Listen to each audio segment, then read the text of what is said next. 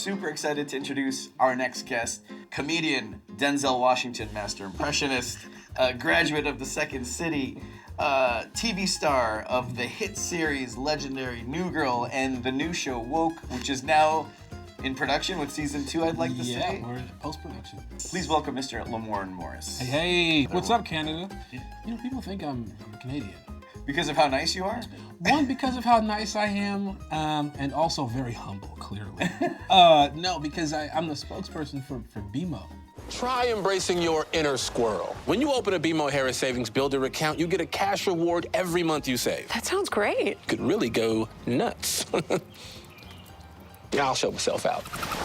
What? Yeah, so when you go to, like, my face is everywhere. You're the guy. I'm the guy. Billboards, flyers, mailers, all this stuff. And I'm like, even when I filmed the first season of Woke in Canada. Oh, you're kidding me. And even certain times we'd be filming, we'd have to rearrange the shot because while I'm filming, there's a massive billboard of me behind me. So technically, you should have this show, and I should be the guest. You're the ambassador to Canada. If you're the spokesperson for BMO, BMO, it's really weird. You are like the king of Canada then. Bank of Montreal, by the way, for those Americans watching. I noticed when you walked in here, you immediately saw the NBA Jam arcade game. Oh, this is awesome. Arcade. So I assume that you're like a huge NBA, like 90s NBA kid? Yes. Did you grow up in the 90s watching like... I did. My grandmother got me obsessed with the Bulls. I mean, I'm from Chicago. Okay. But I didn't really know too much about basketball. My grandmother, I would always, whenever we would go to her house, I would hear her in her room screaming at the TV. Did you guys ever watch like cartoons together aside from basketball? Yeah, it was a lot of Tom and Jerry.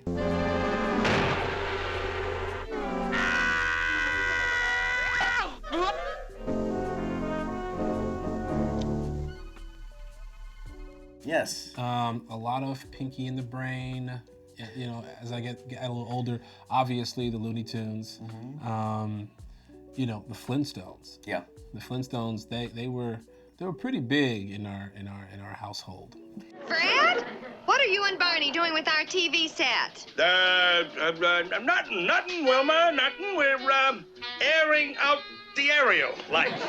I'm also the modern voice of Bam, Bam, and Dino. Really? Yeah. Dude. Yeah. Wait, I mean, A lot of time on my hands. A lot of characters. You could see the ass dent on my couch by all the couch potatoing. It's finally paid off. Oh my God, dude. You were probably watching those cartoons just like me, like listening to these voices. Oh, absolutely. And characterizations, and you know the fact that you're able to do the impressions that you do. I'm fanning out here because it's like anytime I meet someone that does an impression that is like so rare, like a Denzel Washington, I call you guys like code crackers. Like you're the guys that are like, he's a little bit of this, you know, ingredients of like you're like a master chef in the lab working on this like performance, and I can't help but wonder if like animation had anything to do with that. Oh, absolutely. You know, I used to think, so the same way you made that voice come out of your body, I never knew that was the thing as a kid. I just assumed that when I hear Daffy Duck, there's a dude at home with a beak. That's what ducks sound like, right? Yeah. You know, I didn't understand. I just, as a kid, you come in as a fan, you have all this wonder about the situation, and you just take it for what it is. It's a cartoon. And I do a little bit of impressions here and there, but that all comes from when you watch the person on TV. Then when you watch Denzel, he has a lot of this, huh? And sometimes he goes deep and he whispers, and he does that. He has those little isms and mannerisms, and so that's what I start honing in on, and then that's what I start noticing in people's performances on TV. Oh, you say I do Denzel better than Denzel does Denzel? Huh? That's not possible. And even with animation, it's the same thing. When you were like Daffy Duck, for example, even if I'm just hearing Daffy Duck, I'm imagining spit. You know what I mean? All right. This is the final, the very, very last straw. Who is responsible for this? So I know that if I were to try to do a Daffy Duck impression, I know I have to spit. Yeah. I just have to, because that's part of the sound. That's how method you are. Yeah. I've gone through the training to not to sound floppy and definitely not a pandemic-friendly voice. You want to stay 6 feet away from this duck bill. But yeah, you know, of course, not a real duck, and I hope I don't get canceled for that. Well, the duck community is gonna. He's just a Canadian. but you know, even as something as innocent as Looney Tunes, or you brought up Tom and Jerry. Yeah. I remember watching like the early Tom and Jerry's, where Tom was living in a house with this lady with stockings. And you would never really know until like maybe her hand would go down that it was actually a person of African American descent. Yes. And then I'm like, well, listening to the voice. What in the world's going on in here? And it was kind of a little bit more edgy and more like, well, not necessarily like how, you know, when we're reading for roles now, even if they're asking for Asian American or African American, they're not exactly like asking us to put on voices. Yeah, no. You know, like nothing that is going to make us sound unlike how we are now versus back then. Oh, yeah. Which is like, that was just part of the culture. And when you pop in those classic Looney Tune DVDs, Whoopi Goldberg, Leonard Maltin, any animation historian will come on and say, hey, look, rather than sweeping it under the rug, they tell you how it is and say, look, these cartoons were made in a different time. Yes. Now, these prejudices were wrong then, and they are certainly wrong today. And I think that's important because, you know, it's unfortunate, like that's the scope of things. You know, we also talk in another episode about propaganda. Yeah. And like, there's a cartoon called Bugs Bunny Nips the Nips. What's up, Doc?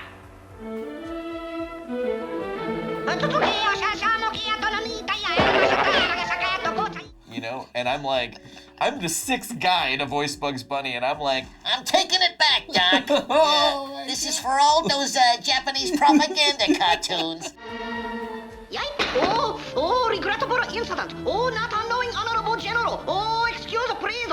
You know, you're gonna see like five white guys, and then this Asian kid at the end going, "We won!" You know, I brought Bugs back for us, but it's like that's what it was. You know, like the Hitler one, I think we can all get behind. But it's like Bugs Bunny slapping Hitler in the face, whatever. That one's fine with me. Yeah. I forget what cartoon exactly, but the Asian stereotype in cartoons, I noticed it. I didn't pay attention to what it was, but because I was on the south side of Chicago, it was just nothing but black folks. So I didn't really see white people, Asian people, Middle Eastern. I didn't see anyone but black folks. So when you watch a cartoon or you watch TV and they're speaking a certain way as Asian, you grow up as a kid thinking this is how Asian folks speak. Excuse please, sound like a new customer. Right? Because what we watch, not too many channels back then either. Right. You know what I mean? And everyone in the country sits around and watches Saturday morning cartoons. You know, when that was the thing.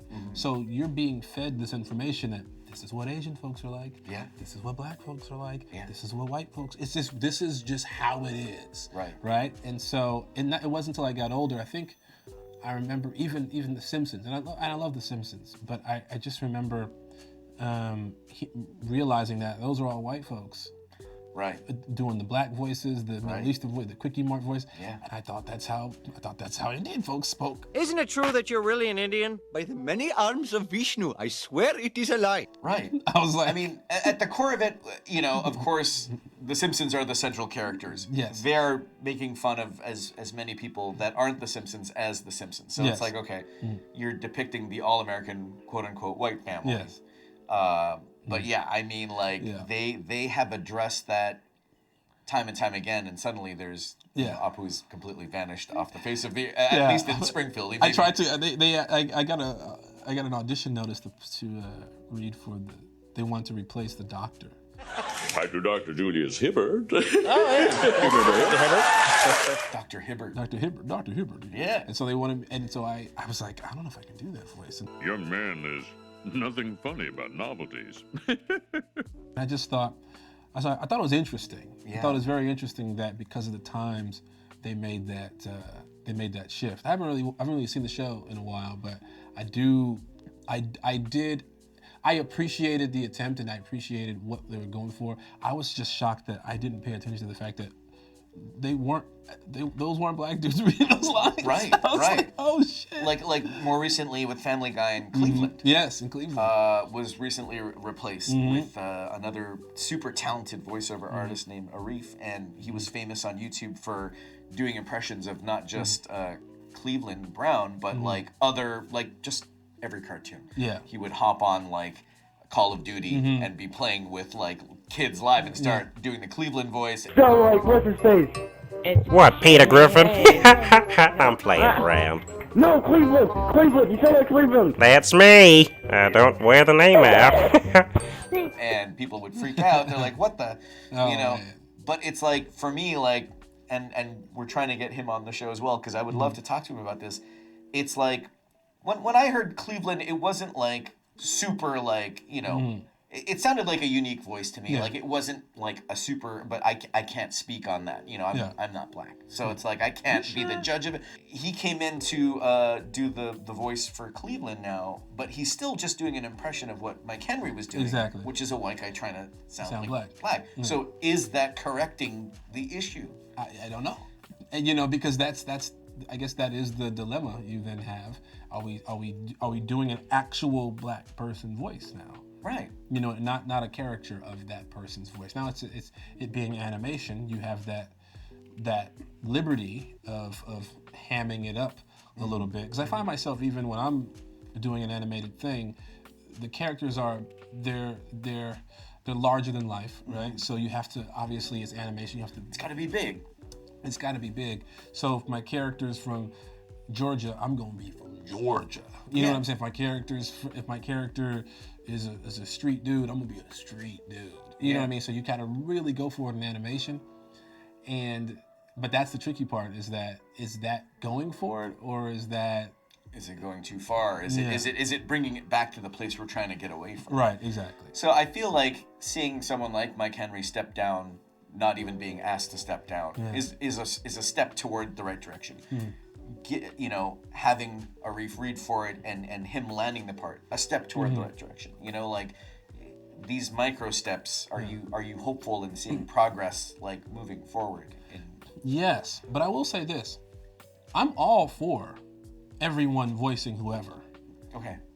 If it at some point were fair. Right. Meaning, if we were on level playing ground, if animation wasn't dominated solely by one group. And then having all these talented Black, Asian, brown folks who can play those characters and not being asked to do it. Right. Now, if it were at all fair towards our demographic in this country and in this world, and then you got something like The Simpsons where someone is playing that character or that character, I'm all for it, because it's not like there's a bunch of folks out here looking for jobs. Right. Because we're all working equally. Right. You know what I mean? So once we get to that level, I don't see the insult in it unless you truly are poking fun and there's some sort of weird propaganda in there to sway people on how we are as people. You know what I mean? Then, because once it's comedy, and once it's fun, it's fun. But you know what I mean? No, and being a comedian and working on such comedic shows, it's like, you know, I'd like to hope and get back to that place where we can poke fun at ourselves and be comfortable with that. But again, not doing it in such a way that gives it a negative spin or giving other people license to go further than where you're taking it. Yeah, exactly. You know what I mean? It's like, don't, you can't come to my culture, mock it, make fun of it when you haven't lived in it. Right. And when you go home, you have an advantage. So it's like, let's make sure we're all working. Let's make sure we're all playing fairly. Then you want to go on stage, that's cool with me. You want to do a cartoon where you play a black dude in the cartoon. If it's funny, that shit's funny. It's not, you know what I'm saying? But then make sure you got some actual black dudes on that show too. Yeah. You know what I'm saying? Yeah. You're not just, because back in the day, like you said, you know, they were in blackface. For crying out loud. Yeah. No. You know what I mean? To play these characters. And it was like... And I mean, like, you know, almost any cartoon that was, like, done in, like, the 40s will have, like, a character singing, like, an Al Jolson song. Yes. You know, yeah. like, what the fuck. Yeah, and in some cases, and I don't think a lot of people realize this, like cartoons that wear gloves. Yes. That's part of like minstrel show like protocol, like to cover the hand, like white hands. You know, because you used it all up, all that. It's like, oh well, we'll use gloves. Like a lot of people don't see that. Yeah, and you know, hopefully now that you know, people are making that transition into making things fair in animation. Hopefully, like I said, we get to a place where shit's just fun again, and it's just like it's just cool. Everyone reserves the right to make fun of everyone because everyone is living harmoniously. You know what I mean? We got a long way to go. Yeah, no, we do, and I feel like it's just, you know, when you turn on the TV and try to find something nice in the news, it's so like it's so heavy and so like we're back here again. Yeah. It's not that we took so many leaps forward and now we're back. I go through these waves. I go through these waves, man. Now that it's basketball season, like I won't. I'm just gonna stay glued to Sports Center and ESPN and NBA TV. Like that's it for me. Like, Thank God. I'll deal with the NBA drama. Yeah. And there's still drama. There's a lot of drama in the NBA. If we could stay just a little bit more in the past to examine and dissect. So we've talked about like obviously the stereotypes in a negative way, but is there any positive way? And you know, for me, like the biggest example and kind of like unfortunate example is like looking at like a character like Speedy Gonzalez, who is like a hero of the Mexican culture community. I asked almost 9 out of 10 Hispanic and Mexican friends of mine that are like, do you like Speedy or do you not like Speedy? And they're like, we love him. They embrace him. And you know, the whole depiction of him is he's the fastest mouse of all of Mexico. Yeah. And it's like, okay, so you're giving this guy the anti, you know, stereotype. Yes. And his best friend is Slowpoke Rodriguez. Maybe Slowpoke is pretty slow downstairs in the feet, but he's pretty fast upstairs in the cabeza. Like, I'm done, you know? But it's like, the sad part is, they would rather see him there, you know, like the Mexican culture. Not at all. Exactly. And it's like, so it's like, is it empowering to you? Like, what are the... It's almost like, it's weird. I don't know how this is gonna come across, but it's almost like you're lucky we're letting you play here. Right. So just be grateful. Yeah. I don't like that. Yeah. You know what I mean? It's like, if you're gonna depict somebody, can we start by making it positive? Yeah. You know what I mean? Let's again, if you get a well-rounded universe of characters, then sure. Some of them could be, you know, some of them could be villainous, and some of them, you know. But then you got your heroes as well. You know what I mean? Like, what good is a superhero franchise if you don't have good villains? Right. You know, so you have to have both sides. But if it's just that one depiction of what a culture looks like, and you know, and then people start to feel like, well, at least we got something. It's like, you could have it all. Yeah. You should. You could have something and it just be better and just be the right depiction. Right, exactly. Of who your people are. Exactly. Now I get hamming up stereotypes or hamming up, you know, but again, you gotta have more. You gotta have more. It's almost like, okay, what's to counterbalance that? It's like, oh, nothing? Oh, so when kids watch this, they're gonna think that this is how all Mexican folks talk? Yeah. They're gonna think this is it. It's funny, Gabriel Iglesias, I mean, I feel like I need to call him then too, because it's like he played Speedy in the new movie. Okay, yeah. And definitely, they did give him the choice between going to what like we all know Speedy to sound like, or like just his own voice. And he thought, you know, much like probably Arif thought, authentic to what we know. Right.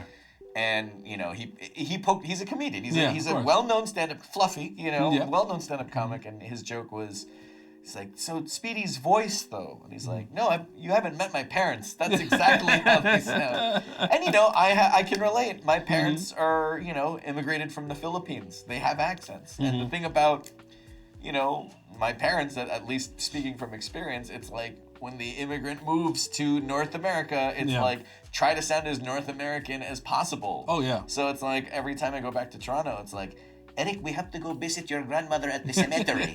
I'm like, you mean the cemetery? What are you talking about? Yeah, the cemetery. It's like the inflections are a lot. But you know, again, it's like. But okay. but I tell you what it does to a person, you know, when you only see that one side of it though, is that people have this stereotype in their head of that, like how your grandparents or parents sound, that's how all Filipino folks sound. Right. So then when they meet you, they go, whoa. Yeah. And you're like, what? Yeah. And even grown-ups, even adults, you know, it happened to me. I'm not gonna lie to you. It happened to me only because, and hopefully I don't cancel myself after this. I went to Jamaica. Let me tell you something. I went to Jamaica and this Asian girl came up to me and she goes, why, where you going? And I looked at her, I was like, that's not how you sound. I looked at her, I was like, you're lying. And I was like, oh shit, I'm in Jamaica. People move everywhere. Yeah. People live all over the place. Yeah. You know what I mean? Because these thoughts, these stereotypes of what people are supposed to sound like is formed somewhere. Right. You know what I mean? I've never been to Asia. You know what I mean? So where am I getting this idea from? Is it people that I meet? No, because most of my Asian friends are sound like me. Yeah. You know what I'm saying? Like, you know, you might meet folks like, you know, old school folks who speak a certain way. Like I know from my mom still has a Belizean accent a little bit. Like my uncles, my father, you know, everyone still sounds but I don't. You know what I mean? And but if you took the stereotype of how black folks are in movies or, you know, old cartoons and, you know, back in the old days, and if you only had that depiction of us, then people, when they hear me speak, which I still get to this day, people are like, oh, you sound like a white boy. Mm-hmm. People go, oh, you're like, you know how you sound. And I go, what does that mean? Mm-hmm. You know what I mean? It starts to form the way, it forms your expectation of people. Yeah. That we all have to fit in this one box that that cartoon growing up as a kid painted us in. Right. You know what I mean? I don't think that's fair. Yeah. That's why, you know, even in hair culture with that, you know what I mean? My daughter has curly hair. Mm-hmm. You know what I mean? My sisters have curly hair. They have, you know, thick hair. And I remember being, and when you're a kid, kids don't. It's new to them. It's novel to them when they see it, when they play with it, and they have this awe when they see someone that looks different from them in the first place. So it's like you see how much of a sponge they are, and you see how much they're willing to like see the differences in play. But if we are programming them one way with the things that they watch, it's hindering them. Right. You know what I mean? I think it truly is. They're clearly sponges, and they're willing to soak up. A kid can sit down in front of a television and soak up good things. Yeah. If you present them with good things. Right. You know, a wealth of knowledge. The world is so massive, and if we can just provide them with, you know, a well-balanced representation of who we actually are as people, and then I think by the time they get to like 5 years old, they're not like grabbing on a black girl's hair and talking about, can I touch your hair? Oh, what is that? Right. They're just like, oh, your hair is different from mine. So you look at cartoons that are doing well. Cartoons like Craig of the Creek on Cartoon Network, where like the main character is Craig, part of a black family, proud family. Proud family. Like Disney. I just did some voiceovers for that. You just did voiceovers for that. Awesome. Yeah. And again, it's like giving voice and creators, not just depictions and actors, but like storytelling, authentic storytelling. Oh yeah. And even fun stuff like Laser Wolf or like on Adult Swim. Or I've worked with Carl Jones on Black Dynamite. Oh my God. I was, that's a show where I was like, almost every other line, I was like, am I allowed to say this? And you know, I'm like, and this is before the whole cancel culture. I was like, ooh. Carl, we good? Carl, yeah. Call my agent, Carl. This isn't a joke, right? Like, how about I record this last after all the other stuff that I'm doing? I might lose my voice on this line. But it's like, you know, and in a sense, that's, you know, animated blaxploitation, where it is supposed to go far and is supposed to be a satire. Like, how do you feel like about things like that? Man, I feel good about just where we are. You know what I mean? Because I know even when I put the TV on now to like try to find something to like have in the background when me and my kid are just hanging out, like if like she's obsessed with Vivo, for crying out loud. You know what I mean? So there's a lot of Spanish in there that she's like, she can't really talk yet. She knows some words, but there's like one part where they're saying like "la lelole" or something like that. She's saying that she's speaking to like she can say amigo, and like she says these things that like, you know, like that she's learning from that's different from her. You know, she's not Spanish. You know what I'm saying? But she's learning some of it from something that's mainstream. You know what I mean? And there's one. Ludacris has a cartoon. Ludacris has a cartoon that's great that my daughter sings along with or tries to, like, dances to. For kids, Ludacris is an animation producer now? Yes. It's Karma. It's called Karma. Karma's World. Karma's World. Karma's World. Okay. Yeah, and it's great. It's great. You know what I mean? And it's catchy stuff. It's cool. It's normal. Yeah. You know what I mean? I imagine Ludacris probably has kids and is a family man himself. Yeah. I believe his daughter's name is Karma. Maybe. I think that's probably why. Yeah. That's where I love it. That's so inspirational, and like, again, it's like we got to start putting more stuff out there that does speak. And I'm like, this whole movement and where we're going is, I think, like we're moving forward in the right direction, and it's not going to happen overnight. Yeah. I like where we are, but we can always be forward. You got to look. Sometimes it's like, let's look where we came from. Right. Look how dark, twisted that shit was. You know, it's the whole happy to be here symptom or syndrome, I guess. You know, because you are excited. You are excited for the opportunity. When you're a kid, you're looking at Mr. T and you're looking at these characters as awesome characters, because they are awesome characters, but they weren't the leads. Right. You know what I mean? We weren't really following their storylines as much, which is why I love Rocky. You know what I mean? Because they did highlight the opposition, which is, you know, Apollo Creed. He was very much so highlight in that franchise, and now Creed is a franchise which I really do enjoy. Shout out to Michael B. Jordan. He is an asshole, and he's a buddy of mine. But yeah, so cut to modern day.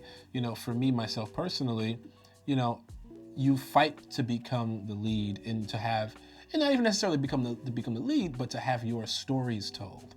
The way you do things, what's true to you and your folks and your people. So even if you're the third or fourth, fifth lead on the show, that when someone's writing for you, that they are writing from a place of honesty, and that they are actually seeking your opinion and your thoughts on how that character speaks, what that character's backstory is, where that character comes from. Because a lot of times, even still today, I've done movies, done projects where you're reading the script and you go, okay, I'm going to change this, I'm going to change this, I'm going to change this, because this isn't true to who we are.